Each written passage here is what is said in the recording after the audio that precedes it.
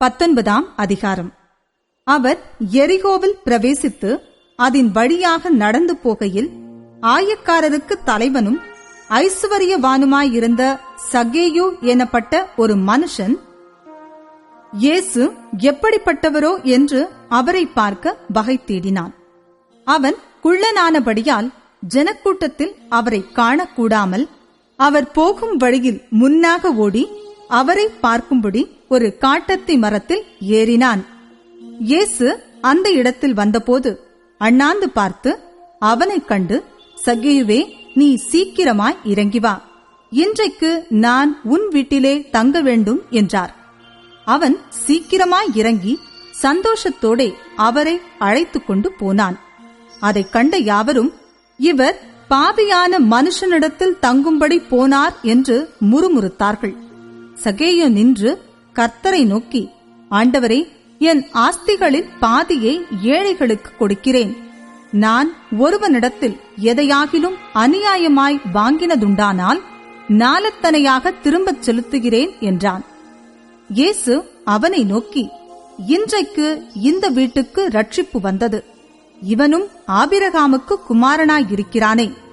இழந்து போனதை தேடவும் ரட்சிக்கவுமே மனுஷகுமாரன் வந்திருக்கிறார் என்றார்.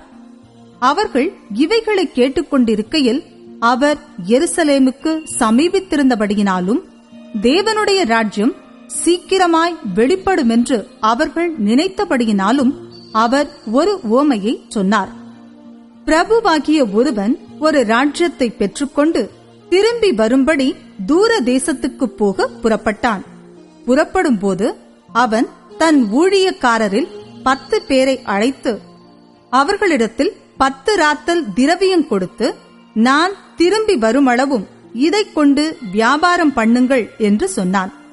அவனுடைய ஊரார் அவனை பகைத்து, இவன் எங்கள் மேல் ராஜாவாயிருக்கிறது எங்களுக்கு மனதில்லை என்று சொல்லும்படி அவன் பின்னே ஸ்தானாபதிகளை அனுப்பினார்கள். அவன் ராஜ்யத்தை பெற்றுக்கொண்டு திரும்பி வந்தபோது தன்னிடத்தில் திரவியம் வாங்கியிருந்த அந்த ஊழியக்காரரில் அவனவன் வியாபாரம் பண்ணி சம்பாதித்தது இவ்வளவென்று அறியும்படி அவர்களை தன்னிடத்தில் அழைத்து வரச் சொன்னான். அப்பொழுது முந்தினவன் வந்து, ஆண்டவனே, உம்முடைய ராத்தலினால் 10 ராத்தல் ஆதாயம் கிடைத்தது என்றான். எஜமான் அவனை நோக்கி, நல்லது உத்தம ஊழியக்காரனே, நீ கொஞ்சத்தில் உண்மையுள்ளவனாயிருந்தபடியால் 10 பட்டணங்களுக்கு அதிகாரியாயிரு என்றான். அப்படியே 2ஆம் ஊழியக்காரன் வந்து, ஆண்டவனே, உம்முடைய ராத்தலினால் 5 ராத்தல் ஆதாயம் கிடைத்தது என்றான். அவனையும் அவன் நோக்கி, நீயும் 5 பட்டணங்களுக்கு அதிகாரியாயிரு என்றான். பின்பு வேறொருவன் வந்து, ஆண்டவனே, இதோ உம்முடைய ராத்தல், இதை ஒரு சீலையிலே வைத்திருந்தேன். நீர் வைக்காததை எடுக்கிறவரும் விதைக்காததை அறுக்கிறவருமான கடினமுள்ள மனுஷனென்று அறிந்து உமக்கு பயந்திருந்தேன் என்றான். அதற்கு அவன், பொல்லாத ஊழியக்காரனே, உன் வாய்ச்சொல்லைக் கொண்டே உன்னை நியாயம் தீர்க்கிறேன்.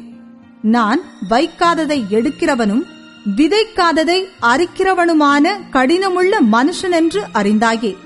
பின்னை ஏன் நீ என் திரவியத்தை காசுக்கடையிலே வைக்கவில்லை? வைத்திருந்தால் நான் வரும்போது அதை வட்டியோடே வரப்பற்றிக் கொள்வேனே என்று சொல்லி சமீபமாய் நிற்கிறவர்களை நோக்கி அந்த ராத்தலை அவன் கையிலிருந்தெடுத்து 10 ராத்தல் உள்ளவனுக்கு கொடுங்கள் என்றான். அதற்கு அவர்கள், ஆண்டவனே, அவனுக்கு 10 ராத்தல் இருக்கிறதே என்றார்கள். அதற்கு அவன், உள்ளவன் எவனுக்கும் கொடுக்கப்படும், இல்லாதவனிடத்தில் உள்ளதும் எடுத்துக்கொள்ளப்படும் என்று உங்களுக்கு சொல்லுகிறேன். அன்றியும் தங்கள் மேல் நான் ராஜாவாகிறதற்கு மனதில்லாதிருந்தவர்களாகிய என்னுடைய சத்துருக்களை இங்கே கொண்டு வந்து எனக்கு முன்பாக வெட்டி போடுங்கள் என்று சொன்னான் என்றார். இவைகளை அவர் சொன்ன பின்பு எருசலேமுக்கு புறப்பட்டு முந்தி நடந்து போனார். அவர் ஒலிவமலை என்னப்பட்ட மலையின் அருகான பெத்பகே பெத்தானியா என்னும் ஊர்களுக்கு சமீபித்த போது தம்முடைய சீஷரில் 2 பேரை நோக்கி, உங்களுக்கு எதிரே இருக்கிற கிராமத்துக்கு போங்கள். அதிலே பிரவேசிக்கும் போது மனுஷரில் ஒருவனும் ஒரு காலும் ஏறியிராத கழுதை குட்டியை கட்டி இருக்க காண்பீர்கள். அதை அவிழ்த்துக் கொண்டு வாருங்கள். அதை ஏன் அவிழ்க்கிறீர்கள் என்று யாராவது உங்களிடத்தில் கேட்டால் அது ஆண்டவருக்கு வேண்டுமென்று சொல்லுங்கள் என்றார். அனுப்பப்பட்டவர்கள் போய் தங்களுக்கு அவர் சொன்னபடியே கண்டார்கள். கழுதை குட்டியை அவர்கள் அவிழ்க்கும் போது அதற்கு உடையவர்கள், குட்டியை ஏன் அவிழ்க்கிறீர்கள் என்று கேட்டார்கள்.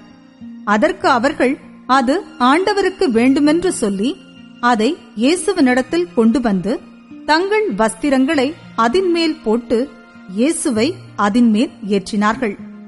அவர் போகையில் அவர்கள் தங்கள் வஸ்திரங்களை வழியிலே விரித்தார்கள். அவர் ஒலிவ மலையின் அடிவாரத்துக்கு சமீபமாய் வருகையில் திரளான கூட்டமாகிய சீஷர் எல்லாரும் தாங்கள் கண்ட சகல அற்புதங்களையும் குறித்து சந்தோஷப்பட்டு, கர்த்தருடைய நாமத்தினாலே வருகிற ராஜா ஸ்தோத்திரிக்கப்பட்டவர், பரலோகத்திலே சமாதானமும் உன்னதத்திலே மகிமையும் உண்டாவதாக என்று மிகுந்த சத்தத்தோடே தேவனை புகழ்ந்தார்கள். அப்பொழுது கூட்டத்திலிருந்த பரிசேயரில் சிலர் அவரை நோக்கி, போதகரே, உம்முடைய சீஷரை அதட்டும் என்றார்கள். அவர்களுக்கு அவர் பிரதியுத்தரமாக, இவர்கள் பேசாமல் இருந்தால் கல்லுகளே கூப்பிடும் என்று உங்களுக்கு சொல்லுகிறேன் என்றார். அவர் சமீபமாய் வந்தபோது நகரத்தை பார்த்து அதற்காக கண்ணீர் விட்டழுது, உனக்கு கிடைத்த இந்த நாளிலாகிலும் உன் சமாதானத்துக்கு ஏற்றவைகளை நீ அறிந்திருந்தாயானால் நலமாயிருக்கும். இப்பொழுதோ அவைகள் உன் கண்களுக்கு மறைவாயிருக்கிறது. உன்னை சந்திக்கும் காலத்தை நீ அறியாமற் போனபடியால் உன் சத்துருக்கள் உன்னை சூழ மதில் போட்டு உன்னை வளைந்து கொண்டு எப்பக்கத்திலும் உன்னை நெருக்கி உன்னையும் உன்னிலுள்ள உன் பிள்ளைகளையும் தரையாக்கி போட்டு உன்னிடத்தில் ஒரு கல்லின் மேல் ஒரு கல் இராதபடிக்கு செய்யும் நாட்கள் உனக்கு வரும் என்றார். பின்பு அவர் தேவாலயத்தில் பிரவேசித்து அதிலே விற்கிறவர்களையும் கொள்ளுகிறவர்களையும் புறம்பே துரத்தத் தொடங்கி, என்னுடைய வீடு ஜெப வீடாயிருக்கிறதென்று எழுதியிருக்கிறது, நீங்களோ அதை கள்ளர் குகையாக்கினீர்கள் என்றார். அவர் நாடோறும் தேவாலயத்தில் உபதேசம் பண்ணிக் கொண்டிருந்தார். பிரதான ஆசாரியரும் வேத பாரகரும் ஜனத்தின் மூப்பரும் அவரை கொலை செய்ய வகை தேடியும் ஜனங்கள் எல்லாரும் அவருக்கு செவி கொடுத்து அவரை அண்டிக் கொண்டிருந்தபடியால் அதை இன்னபடி செய்யலாமென்று வகை காணாதிருந்தார்கள்.